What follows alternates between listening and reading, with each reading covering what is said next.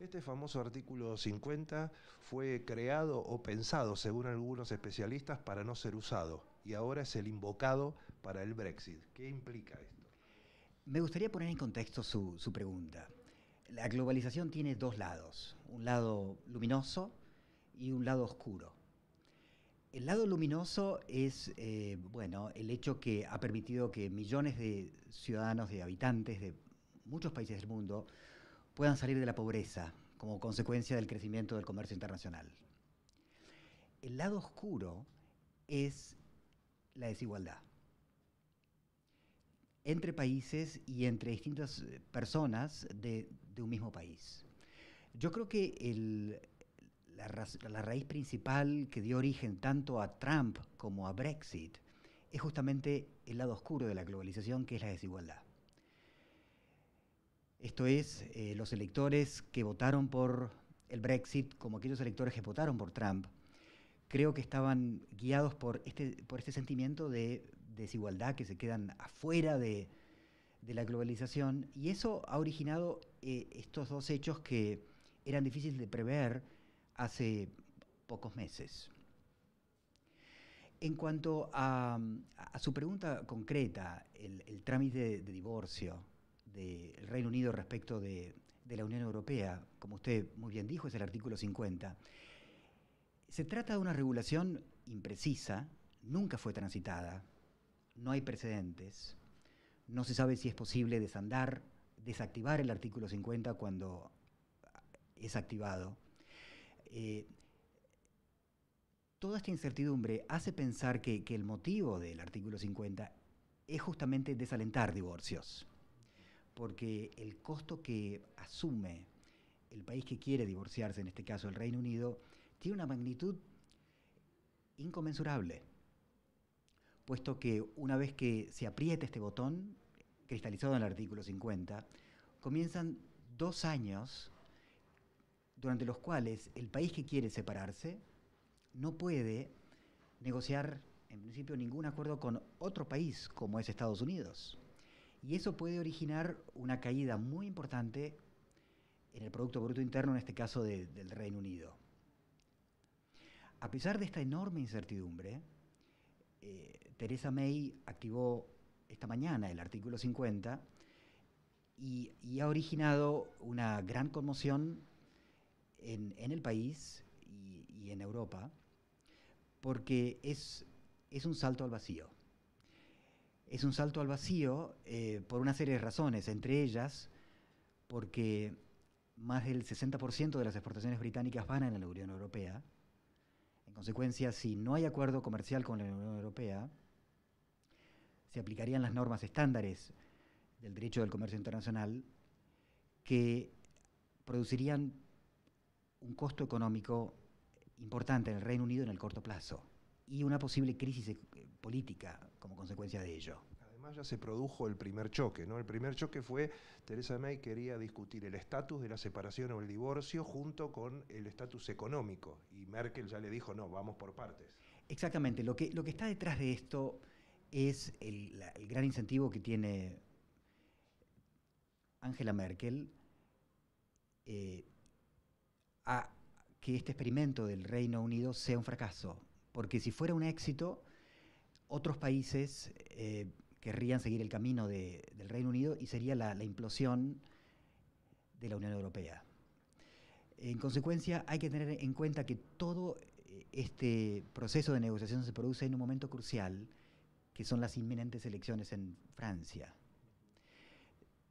Lo que está cierto es que si Le Pen gana en Francia, eso probablemente condene a muerte a la Unión Europea. En consecuencia, los políticos pro-europeos de la Unión Europea tienen un fuerte incentivo a que el Reino Unido sufra lo más posible, idealmente antes de las próximas elecciones francesas, porque si eso no fuera así, Le Pen podría tener un incentivo adicional para procurar ganar las próximas elecciones. En suma, la intención de Merkel de condicionar un arreglo de divorcio antes de comenzar el acuerdo comercial, creo que tiene en mente básicamente las urnas francesas y procurar el sufrimiento mayor posible en el Reino Unido, idealmente antes de las elecciones francesas, para que Le Pen no gane en Francia. Estas medidas que podría tomar Merkel o esta actitud que podría tomar Merkel, ¿en qué aspectos concretos podría usted ver que se manifestaría? Un ejemplo, me parece representativo, es el siguiente. Japón ha decidido invertir en la Unión Europea a través del Reino Unido. Eso origina más de 300.000 puestos de trabajo en el Reino Unido.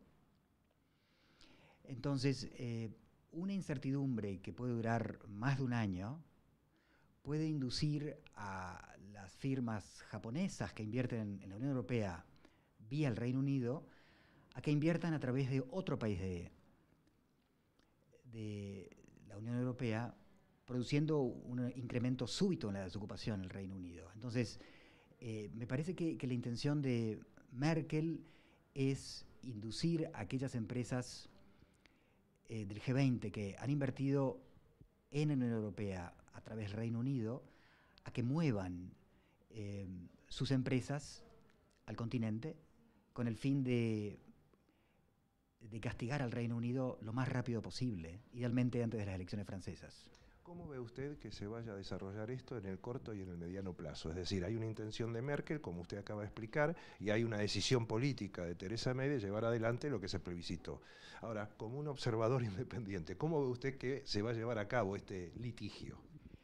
Bien, creo que hay que poner en contexto su difícil pregunta, y creo que el contexto aquí es el surgimiento de la Cuarta Revolución Industrial. Estamos en los años iniciales de la Cuarta Revolución Industrial, caracterizados por la creciente automatización, robotización, impresoras 3D, lo que va a seguramente acelerar la competencia entre países por capitales.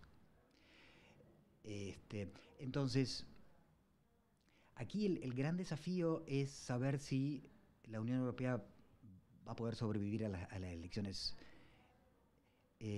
francesas. Si eso no sucediera,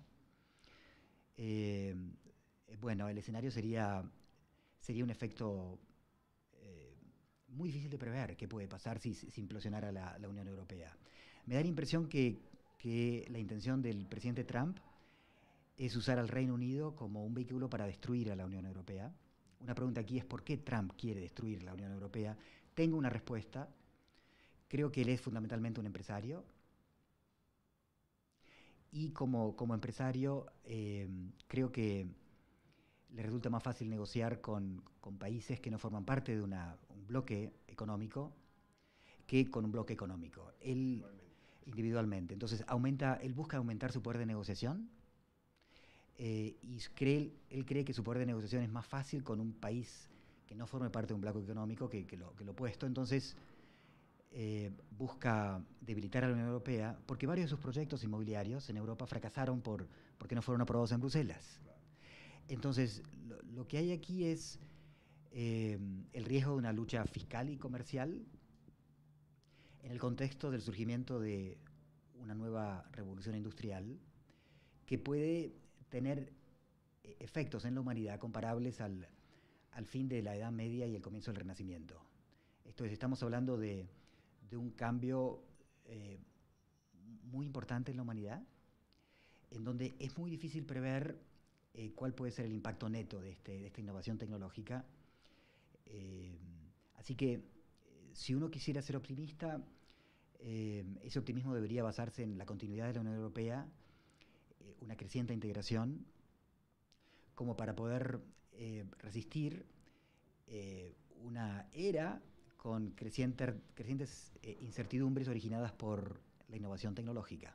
Y por último, ahora sí, la última pregunta, esto tiene que ver también con de alguna manera, batalla cultural que tiene que ver con dónde se pone el objetivo, y esto puede ser, por ejemplo, en el otro, o en aquellos que son los refugiados, o en aquellos que además no tienen el poder del voto como para poder modificar algunas cosas.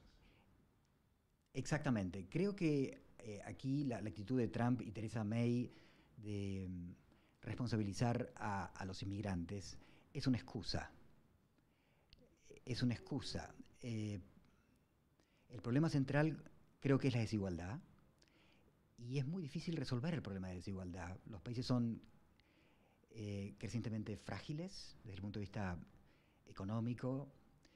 En consecuencia, un político racional tiene el incentivo de echarle la culpa a la inmigración, a los inmigrantes. Ellos no votan, o sea, no hay un riesgo de represalia por parte de los inmigrantes contra el político que dice eso, y de esa manera el político puede eludir, abordar la razón, yo creo, central, tanto de Trump, del efecto Trump, como el efecto Brexit, que es, bueno, una creciente desigualdad dentro de las sociedades y entre los países.